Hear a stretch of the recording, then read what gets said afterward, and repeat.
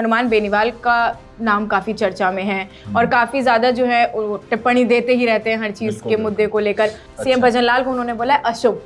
जब से सीएम भजनलाल शर्मा राजस्थान में आए तब से सारा काम उल्टा ही हो रहा है, उनको अब अशुभ घोषित कर दिया है एक तरीके से। तो राजकुमार रोत का क्या टेक है? राजकुमार रोत हेल्प करना चाहते हैं। नरेश मीना ने बोला था कि हम 5 पांडव है। 5 पांडव कौन है वो भी आपको मैं बता देती हूँ। हनुमान बेनीवाल, राजकुमार रोत और इसी के साथ खुद नरेश मीना, रविंद्र सिंह भाटी और चंद्रशेखर आजाद पार्टी के चीफ। बाबा साहब ने जो कुछ किया भारत के संविधान के लिए, उन्होंने जो पीछे मतलब लाइन में जो पीछे का आदमी होता है वो उनकी भी उन्होंने सोची।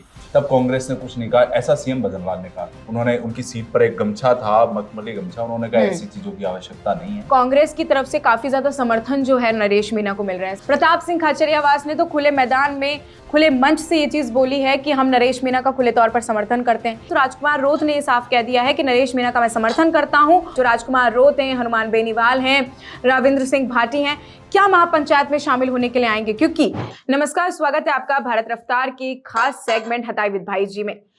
बहुत बहुत स्वागत है आपका अभिषेक जी। बढ़िया है, आपका भी बहुत बहुत स्वागत है प्रिया।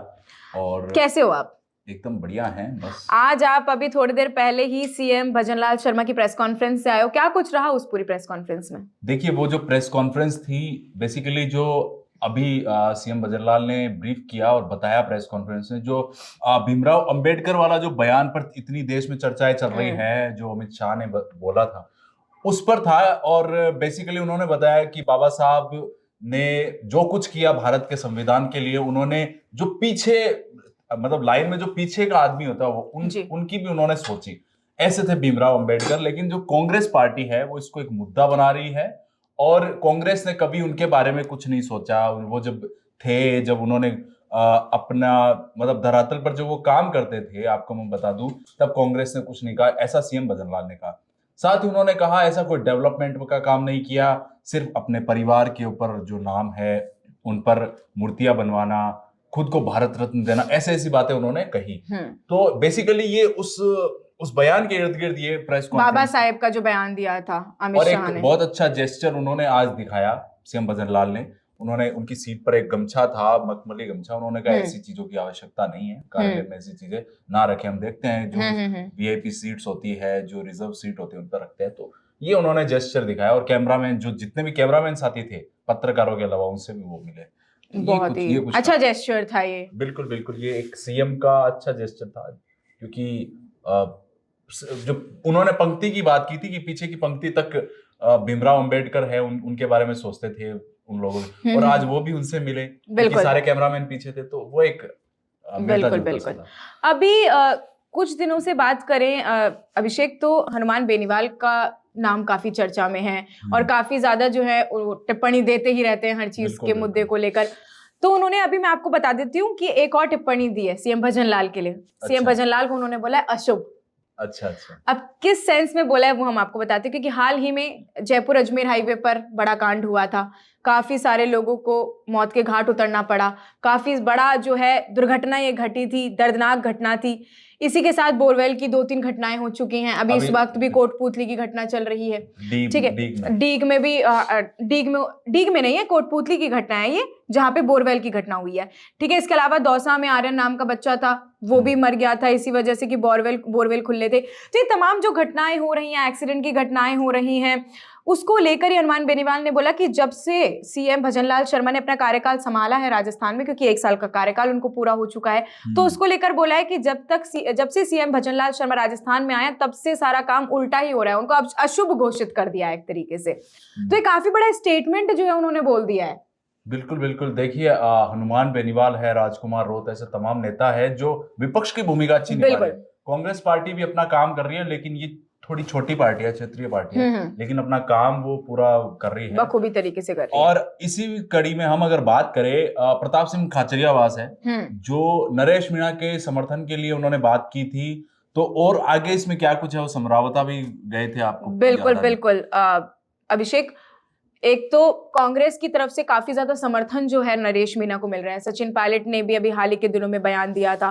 प्रताप सिंह खाचरियावास ने तो खुले मैदान में, खुले मंच से ये चीज बोली है कि हम नरेश मीणा का खुले तौर पर समर्थन करते हैं। इसी के साथ प्रहलाद गुंजल ने तो सारी की सारी जो प्लान है वो ही बना दिया है महापंचायत को लेकर, क्योंकि 29 दिसंबर को महापंचायत होने वाली है। टॉक के अंदर एक बड़ा आंदोलन जो है मीणा समाज करने वाला है, उनके समर्थक करने वाले हैं। इसी के साथ आपको बता दें कि अब प्रताप सिंह खाचरियावास, क्योंकि 13 तारीख को ये पूरा मुद्दा हुआ था, 13 नवंबर को, जिस दिन उपचुनाव थे, एसडीएम को थप्पड़ मार दिया था नरेश मीणा ने। तो तब से लेकर अब जो है प्रताप सिंह खाचरियावास अब गए हैं समरावता में, लोगों से बात करी है, जिन लोगों के साथ ये पूरा घटनाक्रम हुआ, लोग उसमें जिनकी गाड़ियां जल गई हैं, जिनके घर जला दिए गए थे, उन सब पीड़ित परिवारों से उनकी मुलाकात हुई और उन्होंने साफ तौर पर कहा है कि नरेश मीणा का हम समर्थन करेंगे और नरेश मीणा की रिहाई दिलवाने के लिए सरकार को रिहाई दिलवानी पड़ेगी, क्योंकि जो सरकार है वो पुराने मुद्दे जो है उनके निकाल कर वापस ला रही है। अगर इस मुद्दे में, जैसे कि जो समरावता का मुद्दा हुआ है, अगर उसमें उनको बेल मिल भी जाती है तो बाकी के ऐसे कई मुद्दे हैं नरेश मीणा के जिनको लेकर सरकार घेर सकती है। तो ये बात जो है प्रताप सिंह खाचरियावास ने बोली है कि नरेश मीणा को काफी ज्यादा जो है गलत साबित करने की कोशिश कर रही है सरकार। कानून व्यवस्था जो है प्रॉपर नहीं थी उस समय जब ये पूरा कांड हुआ, इस वजह से इतना बड़ा माहौल बना। और इसी के साथ आपको बता दें कि भजनलाल शर्मा की जो सरकार है उन्होंने साफ कह दिया है कि नरेश मीणा ने जो काम किया है वो बिल्कुल गलत है, उसको लेकर कड़ा से कड़ी जो फैसला है वो लिया जाएगा। तो इसमें राजकुमार रोत का क्या टेक है? राजकुमार रोत हेल्प करना चाहते हैं? देखिए, जब चुनाव बार-बार बयान दे रहे हैं उनको लेकर, मतलब उनको समर्थन के लेकर 2-3 बयान आ चुके हैं। मैं भी बातचीत किया था, तब उन्होंने कहा था कि नरेश मीणा भाई ने जो किया उसके हम समर्थन में नहीं है, लेकिन वो जो सिचुएशन था वो ऐसा था। बिल्कुल क्या कुछ बिल्कुल देखिए अभिषेक, जब चुनाव का समय था तो 5 पांडव का एक वर्ड जो है बोला गया था नरेश मीणा के द्वारा। नरेश मीणा ने बोला था कि हम 5 पांडव है। 5 पांडव कौन है वो भी आपको मैं बता देती हूँ। हनुमान बेनीवाल, राजकुमार रोत और इसी के साथ खुद नरेश मीणा, रविंद्र सिंह भाटी और चंद्रशेखर आजाद पार्टी के चीफ। ठीक है, तो इनको बोला था कि हम 5 पांडव हैं, हम चुनाव लड़ेंगे, हम आगे होकर एक दूसरे का समर्थन करेंगे, साथ देंगे एक दूसरे का। पर जब ये पूरा घटनाक्रम हुआ था तो कुछ इनके पांडव नहीं साथ दे पाए थे, वही कोई पांडव साथ नहीं आए थे। लेकिन अब राजकुमार रोत जो हैं बोल रहे हैं कि मैं समर्थन देता हूं नरेश मीणा का। हालांकि वो जो पूरा मामला हुआ था थप्पड़ कांड का, उसके वो बिल्कुल विपरीत हैं कि वो कांड नहीं होना चाहिए था, बट सिचुएशन, जैसे आपने कहा कि सिचुएशन ऐसी बन गई थी कि उन्होंने वो थप्पड़ उनको जड़ दिया एसडीएम को। तो हम उसकी वो नहीं करते हैं कि ये सही था गलत था, खैर ये सरकार और कानून व्यवस्था जो है वो फैसला इस पर लेगी।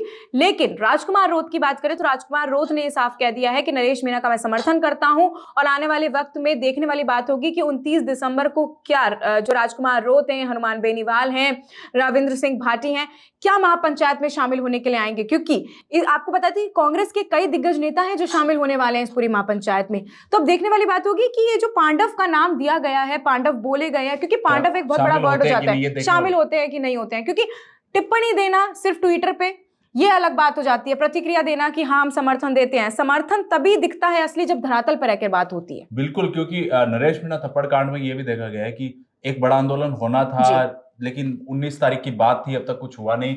मुझे लगता है ये तूफान से पहले की शांति है। और जैसा प्रिया बता रहे हैं कि ये पांडवों में से एटलीस्ट 2-3 नेता मुझे लगता है कि वो आ सकते हैं, क्योंकि बार बार वो बयान दे रहे हैं, तो देखने को मिल सकता है।